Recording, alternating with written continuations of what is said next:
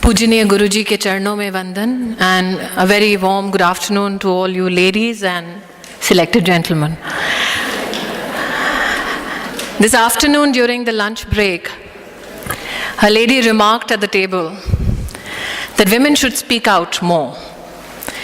And very instinctively I turned around and said, well, women don't have a problem in speaking, they have a problem in being heard. And today, I would like to thank the Art of Living for giving a harmonious platform to women from across the world so that they can come here, speak up, and also be very constructively heard.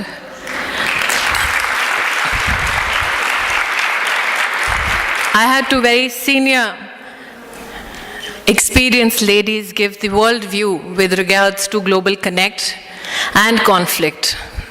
While I was listening to one of the pioneers in the women's movement in Europe, I heard her talk about nations in pursuit of protecting national identities. I heard Ms. Anderson quote Mahatma Gandhi. And while I was reflecting on this pursuit for preserving national identity, my thoughts went to the lady from Sri Lanka who's sitting here. We all in our country, that is India, absorb and follow a lot of values from so-called epics like Ramayana. And in Ramayana, when Prabhu Ram had been victorious over Ravan and he was leaving back for home, he was told by Vibhishan that Lord Ram, now that you are victorious, you can stake a claim to the golden city of Lanka.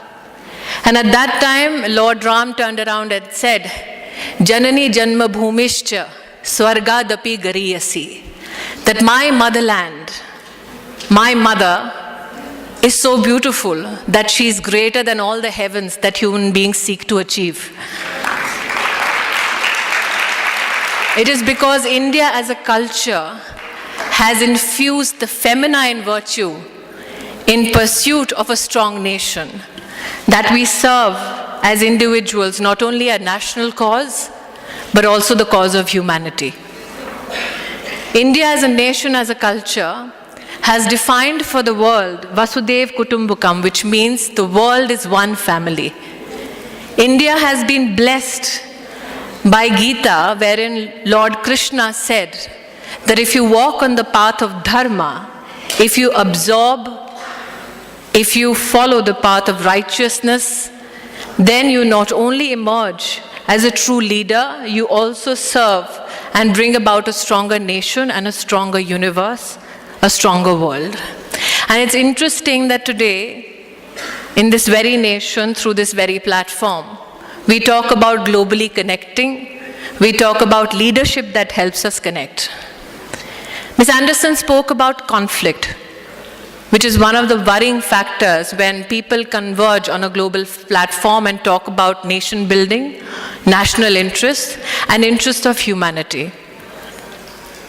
Well, to downsize it a bit, Ms. Anderson, I have forever been in conflict with a lady called Rita Bahuguna Joshi, who belongs to a political ideology not similar to mine. But when I walked in, she embraced me warmly. And with a wink and a smile, she said, I embrace you not because you're BJP, I embrace you because you're a woman.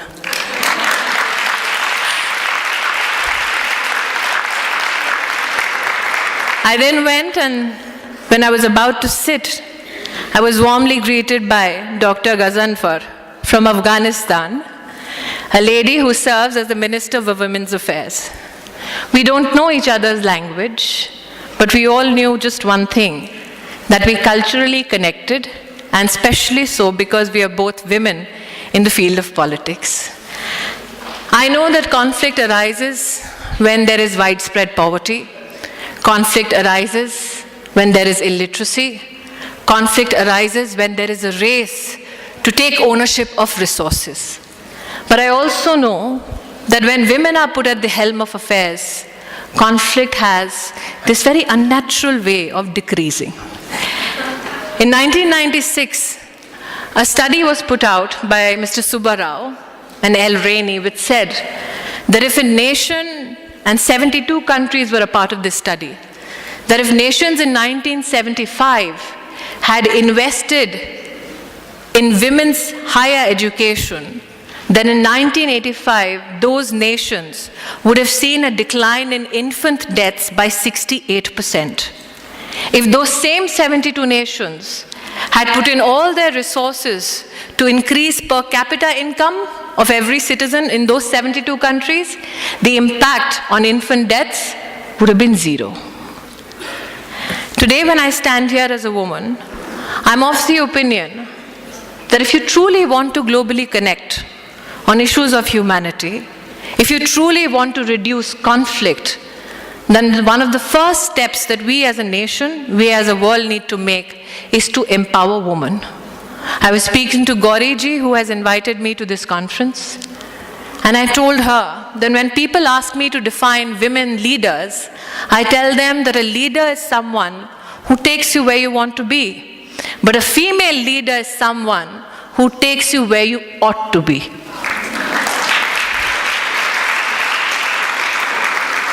Ms. Anderson spoke about legislation. As a parliamentarian in India, we've had quite a few challenges in the past 1.5 years with regards to women's security. Does it break my heart every time I need to raise my voice in parliament about a woman getting raped? Yes, it does. Does it break my heart when I discuss statistics with regards to infant girls being killed just because they're girls? Yes, it does. It breaks my heart when I recognize and I realize that over 1 crore girls die in our country every year in a mother's womb, and nobody speaks out for them because children are not vote banks. But at the same time, I wonder, is legislation enough? If we truly seek to empower our nations, our society, the world at large, will legislation be enough? And that's when I reminded myself of a quote by Mahatma Gandhi, who said, "Be the change you wish to see in the world." Kavita ji has been more than generous in my introduction.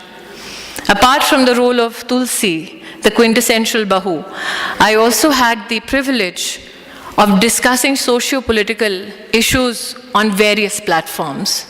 And during one of my shooting schedules, I walked into a studio and met a lady who was quietly sitting at a corner of a room. And I was told that this is the lady of the day and I have to interview her. When I walked up to her, I asked her, "Could you give me a little bit of an introduction so that I can say that to the camera?" She looked at me with a very, very subtle smile and said, "Well, introduce me as the mother who tried to kill her daughter. That should suffice." When I asked her why such an introduction, because that seemed quite cruel and inhuman, she said, "Well, that is the fact that I need to embrace, and people need to recognize me for what I am."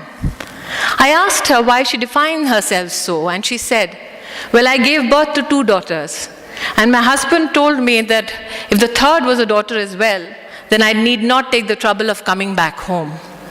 The third child I gave birth to was a daughter as well. My brother came to the hospital because my husband refused to see my face for 2 days. And my brother said, 'Let me go back and persuade your husband.' So the 2 men sat down and brokered a deal. The husband said, 'If your sister can make do and wish away the third child, she will be given the permission to enter home.' The brother, without consulting the sister, said, 'Well, my sister shall do as you please. We will make sure the third child doesn't see the next month.' The woman comes back with her 3 daughters, the youngest being 3 days old. It is December in the state of Punjab. In a village in Punjab where it's absolutely chilling in December, one night she lays her daughter in the courtyard on a bed without a piece of cloth on the daughter's body. The woman prepares for the daughter to die, and she says that if she died in that winter, all I would do is feign ignorance for the policeman who would knock on my door the next morning. She went and she sat at the side of the courtyard waiting for her daughter to die. She was so tired looking after 3 daughters in a household and giving birth after 3 days that she happened to go to sleep. When she woke up the next morning, she realized the sun was up. And before the police got here, she wanted to scream and shout so that they could see a mother completely immersed in pain for the child's death. But when she walked up to the bed, she saw that her infant daughter was blue from head to toe, but was alive. And that's when the woman turned around and told me that I decided, if my 3-day-old daughter could fight death all night, don't I have the capacity to fight for her life and stand up to my husband?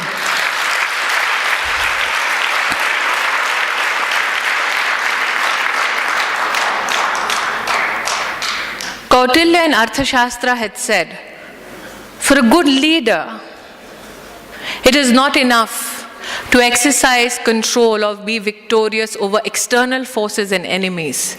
For a good leader, the first priority is to overcome your own burdens, overcome your own flaws, reassert your own humanity, fight your internal enemies, and then you can truly lead the world.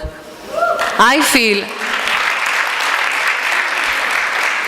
for the globe to connect, for nations to be empowered, it is extremely essential for the women in that country to be educated, to be employed, to be treated as human beings, as Ms. Anderson said. And I think that is when we can truly connect. Because what connects me to Ms. Anderson or Ms. Dr. Ghazanfar from Afghanistan is not that we have a political cause that we pursue, not that we have a human rights cause that we pursue, but the only one fact that we are all women who want to pursue that world where every woman is given the right to live her life with dignity, the right to live her life in peace, and the right to live her life in such a fashion that she can encourage others to treat everyone as equals and to provide those opportunities to men and women alike. So once again, a nation that's defined its own cultural ethos by saying, Bahujan Sukhai, Bahujan Hitai, that we as a nation are dedicated to the happiness and welfare of all. I am hoping that the global connect we seek is a global connect that is inspired by India's idea of Vasudev Kutumbakam, that we are one family who will resolve and rise above every conflict, for we as a world come together and serve not individual national interests, but also interests of humanity at large. Thank you so much.